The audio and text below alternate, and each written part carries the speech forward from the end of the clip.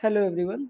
Last class में हम लोग अनट्रांसपोज्ड अरेंजमेंट देख चुके हैं। अब हम लोग ट्रांसपोज्ड अरेंजमेंट डिस्कस करेंगे। तो एक बार लास्ट क्लास वाला मैं रिवीजन करा देता हूँ।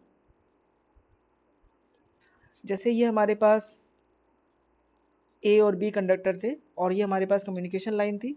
ठीक है, तो ये हमारे पास T1 है, तो यहाँ पे फ्लक्स लिंक होगा ए का और बी का, है ना। और इसके थ्रू हमने यहाँ पे लेमडा T1 और लेमडा T2 निकाला और फिर हमने नेट फ्लक्स निकाला था। और नेट फ्लक्स निकालने के बाद हमने निकाला इंडक्टेंस। ठीक है, नेट इंडक्टेंस निकालने के बाद फिर हमने वोल्टेज निकाला था। जो वोल्टेज की इक्वेशन हमारे पास फाइनल आई थी वो ये वाली आई थी। ठीक है, V is equal to mu naught F I A L N D2 D3 divided by D1 D4। जब हमारे पास डिस्टेंस इक्वल थी, D2 is equal to D3 और D1 is equal to D4, then उसके बाद हमारे पास वोल्टेज इक्वेशन ये वाली आई थी। ठीक है, अब हमारे पास ट्रांसपोज्ड कंडीशन है, तो अब देखते हैं कैसे होगा। यहाँ पे हम चाहे तो ये डायग्राम सेम बना सकते हैं, लेकिन बस ये हमारा फ्रंट सेम रह सकता है। लेकिन अब मैं यहाँ पे जो L डिस्टेंस हमने कम्प्लीटली स्ट्रेट लिया था, अब ये स्वैप करेंगे। एज्यूम करते हैं कि हाफ डिस्टेंस पे स्वैप कर रहे हैं, तो मैं यहाँ पे इसे बनाता हूँ।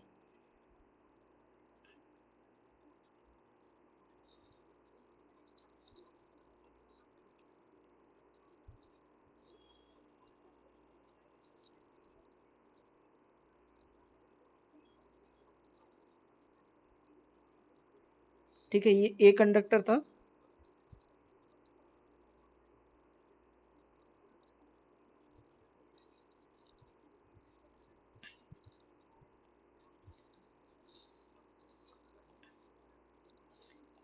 ये पूरी लेंथ यदि L है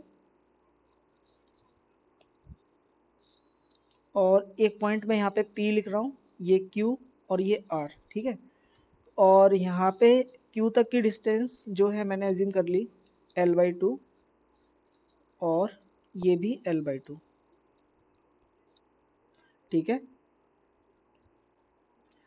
और जो हमारे पास कम्युनिकेशन लाइन है वो भी बना लेते हैं।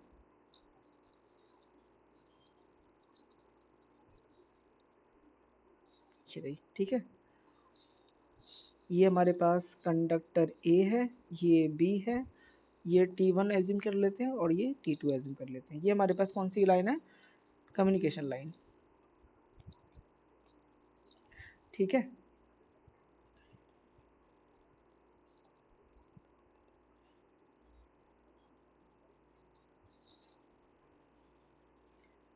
और यहाँ पे हम लोग करंट ड्रॉ कर लेते हैं। यहाँ से IA, यहाँ पे IB। ठीक है, और यहाँ पे हो क्या रहा है बेसिकली, देखो पहले वाली क्लास में हमने देखा कि जब हमारे पास कंडीशन अनट्रांसपोज्ड अरेंजमेंट की थी तो हमने स्ट्रेट रखा था, इसको स्वैप नहीं हुआ है ये। ठीक है, स्वैप नहीं होने की वजह से हमें वोल्टेज देखा था यहाँ पे, क्योंकि नेट फ्लक्स हमें मिला था, है ना। बेसिकली जो डिफरेंस है वो हमें मिला यहाँ पे लेमडा एन, जो कि बेसिकली जीरो नहीं है। जीरो नहीं होने की वजह से यहाँ पे वोल्टेज डेवलप होगा, है ना। तो ये वोल्टेज डेवलप ही रेडियो इंटरफेरेंस है। अब यहाँ पे हम लोग किए क्या कि हाफ डिस्टेंस पे इसको ए को बी की पोजीशन पे रखे और बी को ए की पोजीशन पे रख दिए। ठीक है, इसकी वजह से क्या होगा यहाँ पे, अब पहले एक बार इक्वेशन लिख लेते हैं और उसके बाद हम लोग मैथमेटिकली यहाँ पे देखते हैं। देखो यहाँ पे जो इक्वेशन थी हमारे पास लेमडा एन की, जो हमने निकाला था ये वाला। ठीक है, इसको दोबारा से लिखते हैं यहाँ पे।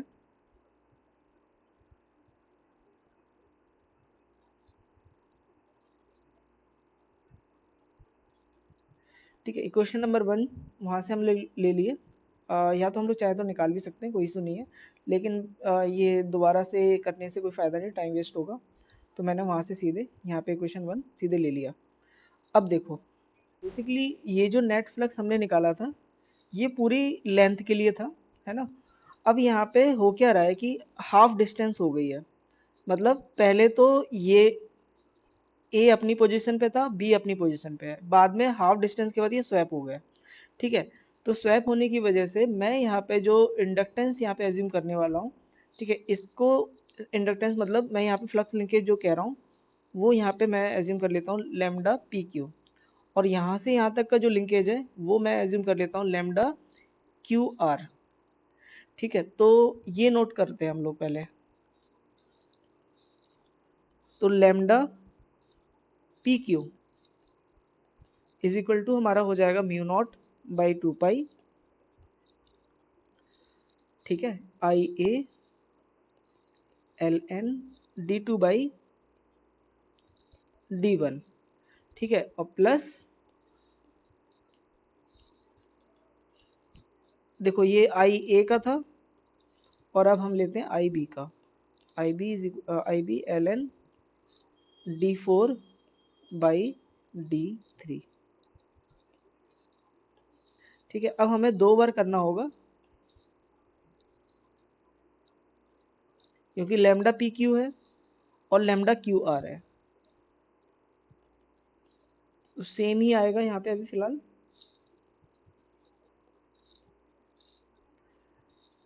यहाँ पे डिफरेंस क्या आने वाला है, देखो अभी ए की पोजीशन ये वाली थी, है ना, अब ए की पोजीशन यहाँ पे आ गई है और बी यहाँ पे आ गया है, तो बस यहाँ पे हम लोग ये आई ए की जगह आई बी लिखेंगे, L N D two by D one plus I A L N D four by D three, क्योंकि पोजीशन चेंज हो चुकी है स्वैप करने के बाद, है ना। तो इसीलिए यहाँ पे देखो पहला तो सेम ही रहेगा ये वाला, लेकिन नेक्स्ट टाइम जो हाफ डिस्टेंस के बाद जो ए बी की पोजीशन पे है और बी ए की पोजीशन पे है, तो इसलिए मैंने जहाँ पे ए था वहाँ पे आई बी, जहाँ पे आई बी है वहाँ पे आई ए, ये लिखा है। ठीक है, आई थिंक सबको समझ में आ गया। ये वाला किस लिए है, जब हमारे पास ए जो है अपनी पोजीशन पे था, बाद में ये चेंज हुआ है ना।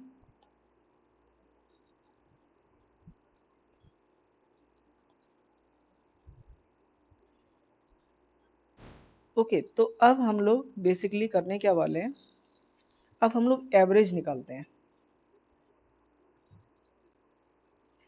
ठीक है, लैम्डा एवरेज ये हो जाएगा हमारे पास lambda P Q half distance के लिए है तो L by two plus lambda Q R ये भी हाफ डिस्टेंस पे है तो lambda by sorry L by two, और टोटल लेंथ कितनी हमारी एल है। तो फाइनली जब हम लैम्डा एवरेज देखेंगे वो आ जाएगा हमारे पास 1/2 lambda P Q plus lambda Q are. ठीक है, ये हमारे पास आ गया लैम्डा एवरेज। इसके बाद यहाँ पे जो है बेसिकली अब अभी हमने lambda P Q lambda Q are निकाला हुआ है, यहाँ पे वैल्यू पे मतलब जो ये लैम्डा पी क्यू की वैल्यू है वो यहाँ पे रखेंगे और लैम्डा क्यू आर की वैल्यू यहाँ रखेंगे। तो बेसिकली यहाँ पे आ जाएगा, मैं डायरेक्ट लिख रहा हूँ mu naught by 2 pi into 1/2,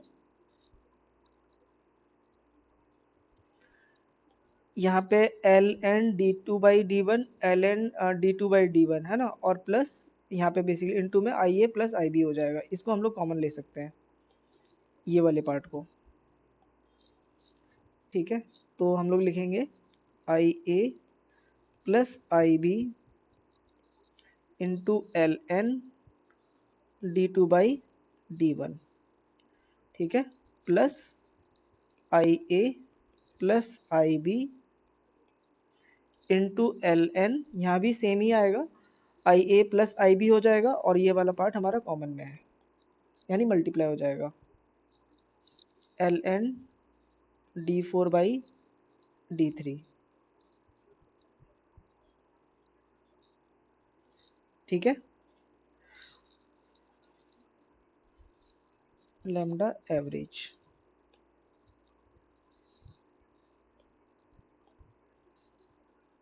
बहुत लोगों को यदि स्लो लगता है तो आप लोग 2 की स्पीड में या 1.5 की स्पीड में देख सकते हो। ठीक है, टाइम बचेगा आप लोग का।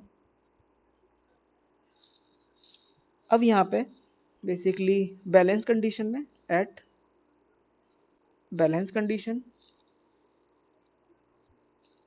IA plus IB is equal to 0। इसीलिए जो बेसिकली देखो बैलेंस कंडीशन में IA plus IB is equal to 0, अब यहाँ पे IA प्लस IB आ चुका है ना, क्योंकि हमने स्वैप किया है हाफ ऑफ डिस्टेंस पे, तो इसीलिए ये क्वेश्चन हमारे पास इस तरीके के आ गई है ना। तो IA plus IB basically balance condition में 0 है, तो ये वाला टर्म 0 हुआ, ठीक है, ये भी टर्म 0 हुआ। तो फाइनली जो लैम्डा एवरेज यानी जो फ्लक्स लिंकेज है एवरेज, वो बेसिकली यहाँ पे 0 हो जाएगा। तो मैं लिख सकता हूँ यहाँ पे lambda average is equal to 0। इसीलिए देखो यहाँ पे लैम्डा एवरेज 0 है, यानी फ्लक्स लिंकेज जो बेसिकली क्या हो गया, 0 हो गया। इसीलिए जो नेट इंडक्टेंस है वो भी 0 होगा, और वोल्ट जब इंडक्टेंस 0 है तो वोल्टेज भी 0 हो जाएगा, जो हमने 2πf ln इंटू IA है ना, ये फॉर्मूला था हमारे पास। तो ये बेसिकली 0 हो जाएगा, क्योंकि यहाँ पे ln की वैल्यू क्या है, 0 है, तो यहाँ पे 0 रखेंगे तो v की वैल्यू 0 हो जाएगी। तो फाइनली ट्रांसपोज कंडीशन में v हमारा 0 हो गया। लेकिन कंडीशन क्या है यहाँ पे, एट बैलेंस कंडीशन, ठीक है। एक पॉइंट यहाँ पे लिख सकते हैं,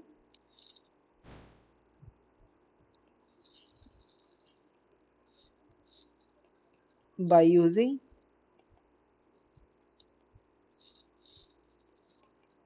ट्रांसपोजिशन रेडियो इंटरफेरेंस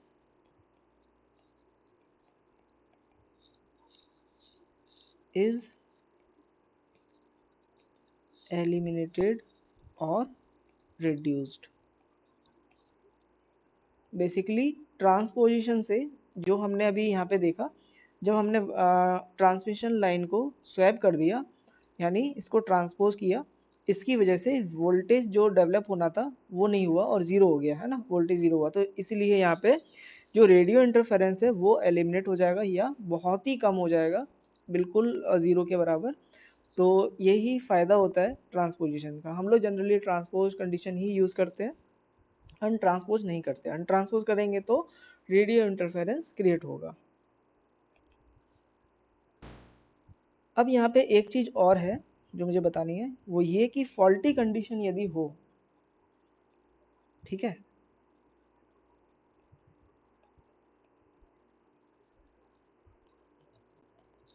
ड्यूरिंग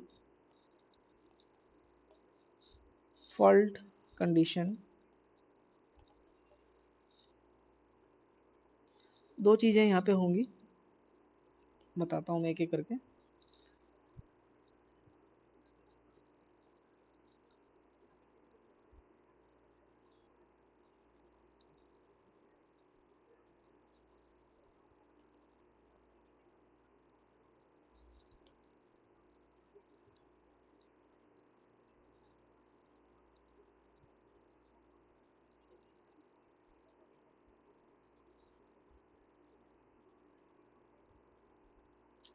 ठीक है, ये हमारे पास नीचे में T1 T2 एज्यूम करते हैं, T1 T2 ये हमारे पास कम्युनिकेशन लाइन है, और ये हमारे पास पावर लाइन है,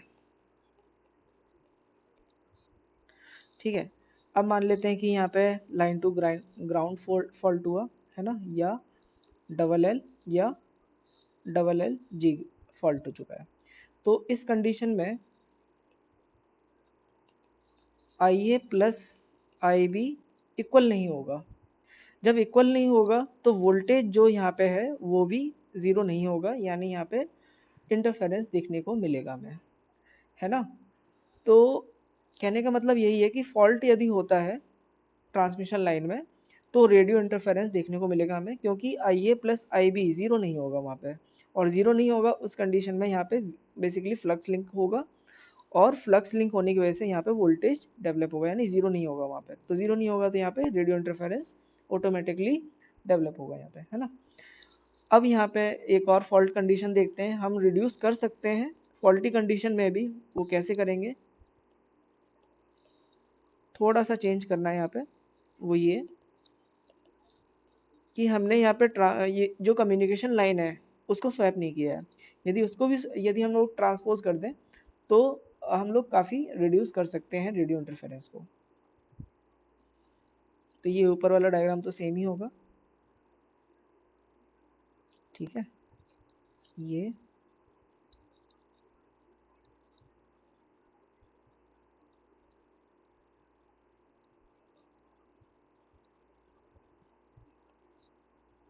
यहाँ पे LG, डबल L और डबल LG फॉल्ट हो चुका है, और IA plus IB not equal to 0 है यहाँ पे।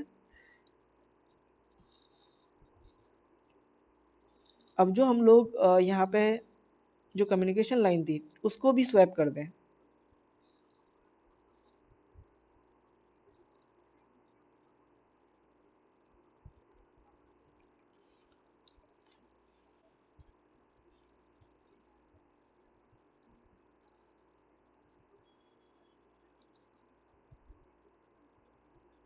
ठीक है, इस तरीके से।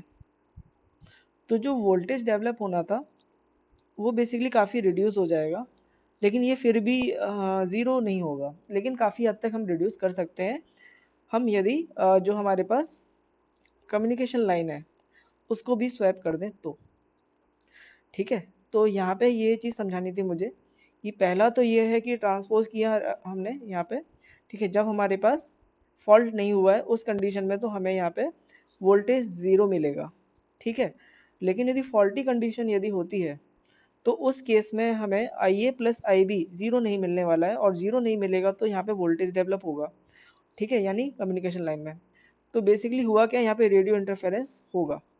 लेकिन हम चाहते हैं कि फॉल्टी कंडीशन में भी रेडियो इंटरफेरेंस ना हो, उसके लिए हम करेंगे क्या कि जो कम्युनिकेशन लाइन है उसको भी थोड़ा ट्रांसपोज कर देंगे।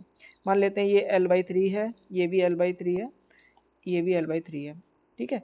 तो इस तरीके से हम यहाँ पे जो वोल्टेज ज़ीरो नहीं हो रहा था उसको लेकिन रिड्यूस कर सकते हैं काफ़ी हद तक, और लेकिन फिर भी हमें कुछ ना कुछ इंटरफेरेंस देखने को मिलेगा फॉल्टी कंडीशन में, ठीक है। तो एक पॉइंट हम लोग नोट कर सकते हैं यहाँ पे,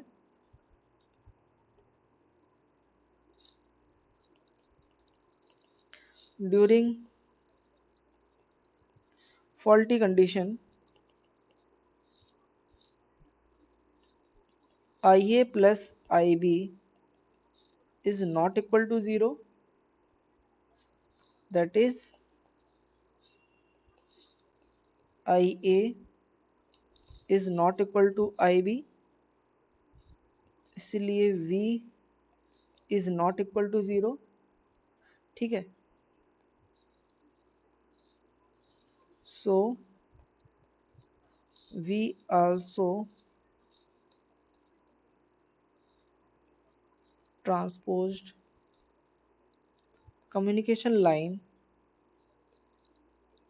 for which induced voltage can be reduced but not equal to 0, ठीक है। कहने का मतलब यहाँ पे यही है कि हम रिड्यूस कर सकते हैं काफ़ी हद तक, लेकिन ज़ीरो नहीं होगा फॉल्टी कंडीशन में, ठीक है। तो ये था हमारा फॉल्टी कंडीशन का डिस्कशन, और यहाँ पे जो हमने डिस्कस किया ये फॉल्ट नहीं हो रहा है उस केस में है, ठीक है। तो आई थिंक सबको समझ में आ गया होगा कि अनट्रांसपोज कंडीशन क्या है, जो हमने लास्ट क्लास में देखा, ठीक है, ये वाला अनट्रांसपोज कंडीशन। और उस केस में हमने वोल्टेज जो देखा बेसिकली वो ये क्वेश्चन आई थी हमारे पास, ठीक है।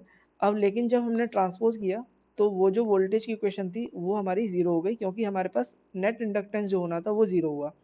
तो ये ज़ीरो होने की वजह से यहाँ पे वोल्टेज भी हमें ज़ीरो मिलेगा।